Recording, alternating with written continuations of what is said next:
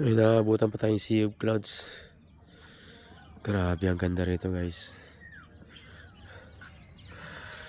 Hindi na maalala kung kailan ako huling pumunta rito eh. Mga 2 years ago na. Yung last ko napunta, mayroon ng nag-aquary dyan. Salukuyang na-operate yung mga Chinese, magawa ng dam. So ngayon, inabandona na nila dahil nga tapos na yung dam na ginagawa nila. So wala nang mga truck dito. Yan, yung mga barracks nila wala na rin. Tahimik na. So ayan yung dam. Yan. So ito, turo ko lang sa inyo yung mga kabundukan ito. Yung dulo nung bundok na yon, yung tuktok na yon. Yan. Ayan yung Mount Irid. Yan yung pinakamataas na bundok dito sa buong Rizal.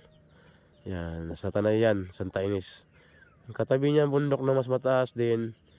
Yan yung Tukduang Banoy. Yan, magkakatabi lang yan sila. So ang diferensya nila mga 200 meters lang above sea level. So itong katabi niya yan, part ng Antipolo yan, to parang camel. Yan, parang likod ng camel, yan yung Mount Dumiri.